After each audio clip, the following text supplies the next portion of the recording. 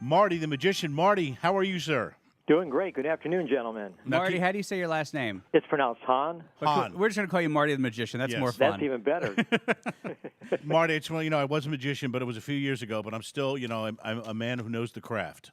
Great. Oh, great. my God. You're going to tell a real magician you're a man that knows the craft? Marty, No, you not can really. hang up right now. We understand if you're I offended. understand if you want to go. Yeah. I mean, What, seriously. what he's saying is he finally grew up, is what he's saying. Yeah, very good. So Marty, so a professional magician, Marty, has a childlike spirit. Is this what you're saying?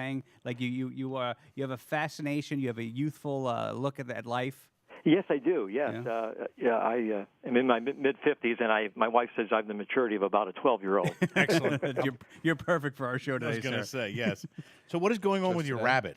Well, I've been licensed by the USDA because I use a rabbit in my show ever since about 2005. I always assumed performers that use lions and tigers in their show might need to have some sort of a permit, but I wasn't aware as a magician with one rabbit I needed a license. Yeah, can we stop before you go on, sir? Just talk about the rabbit license. What is entailed in a rabbit license? Well, I was actually busted during a performance at a library for a group of children. They busted. I mean, undercover- were you in handcuffs, sir? Practically, it was back in 2005, and after my show, I was having a nice meet and greet session with moms and dads and kids. And all of a sudden, an inspector threw a badge in my face, demanded to see my license. I had knew nothing about needing a license, and it involves several hoops to jump through.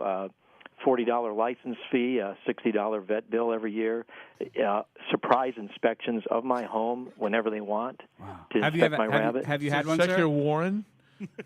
I actually get inspected every year. They check things like temperature of my house, the size of the cage, the cleanliness of the food. I did fail my first inspection. You probably want to know why. Yes, of course. Oh, yeah. Unfortunately, my rabbit travel cage did not have two stickers on it saying live animals with an arrow pointing up. And I inquired why I needed arrows pointing up, and she said, so you know how to carry the cage. I mean, honestly, Marty, Wait a minute. It's for people who don't know. It's a steel cage that's mesh, and you can see through it, right? With a Yes, handle. you can see the rabbit and where the top and bottom is. And I told the inspector, I said, well, most people would carry the cage by the handle. Yeah. And then she wasn't amused by it. And later on, she pointed in the rule book to the section that says verbally abusing the inspector is 1 year in jail and $1,000 fine. So I thought maybe I better not make any more comments. Whoa. So that's some of the regulations I've been dealing with for the last 5 to 6 years. Last week, they added a whole new layer on, which has really got me concerned, and that is the written comprehensive disaster plan for one rabbit. Yeah, and Marty, I'm sorry that we laugh about this, but it's you have to laugh. You have to laugh at that, and you especially as a magician and someone who sees things in a happier light than most. You have to laugh at this stuff because Seton, especially here with less government. We're here in Washington. And I'm failing, Marty. He might need. If you need a sidekick, he might be available soon because he obviously isn't doing a very good job. I don't look good. With less government. I don't look good in the sidekick outfits You that might. most magicians' assistants wear. You might. You could. Well, you're also too tall for the box to saw the person Yeah, half. saw me in thirds. Yeah, That's true. Do you Yeah. do a thirds trick? Yeah. But no, we joke about this, sir. But Marty, I mean, honestly, when you have to deal with a disaster plan, and this isn't, you don't have a rabbit farm. This is one rabbit that you use in your magic act.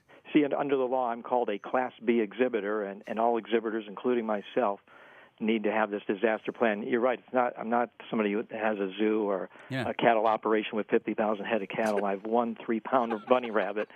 And this came out of the blue, right? You didn't expect this at all? No. This law got passed, I believe, in January, and I just got the letter the other day, and the plan needs to be completed by the end of July this month.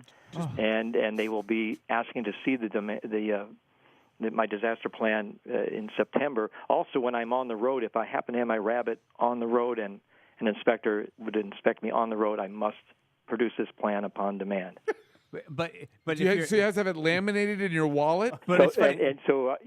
I'm going to have it carried under the front seat of my car, I think. Here's the good news. Can we see your rabbit papers? Please. Is pretty much what they're going to say. I had a nationally recognized emergency management expert hear about the story, and she was kind enough to contact me, and she said this is so ridiculous that she is going to write the plan for me. Yeah. And she writes for FEMA, she writes for states and cities. She said, looking at the the requirements that they want, she is looking at a plan of about 60 pages long to cover my one rabbit. Honestly, Marty, we only have about a minute or so left here. I mean, does it get to the point where I know you probably love the rabbit and it's a major part of your act, but do you ever just say, you know what, screw this, I'll do an that extra. happened a couple years ago. Yeah. I said, you win, and call it what you will, just a gift from God. I was asked to entertain for Make-A-Wish Foundation, a little boy that was going to Disney, and they wanted to have a party to send him off. They hired me to entertain him because I was the only magician in the area who had a rabbit. They said he wanted to produce a rabbit out of a hat and help the magician with the rabbit trick.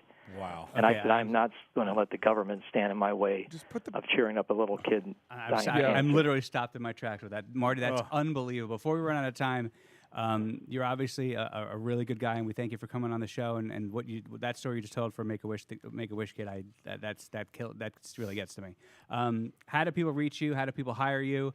And I know you're in the Missouri area. Do you go nationwide? What's the story? Yes, I travel primarily in the Midwest, but I'll go wherever anybody needs me, and it's just simply martythemagician.com. Excellent. MartyTheMagician.com. Hang your disaster plan online so you can just point to them to the website if they ask for it. I think I'm going to have a new website, rabbitdisasterplan.com. Yeah, seriously, you might be able to start a side business Marty, and hire Seton because he's not doing a very good job at his job. Well, the hardest part, Marty, is getting the rabbit to read the 60 pages. Just put him on Carrie's yacht.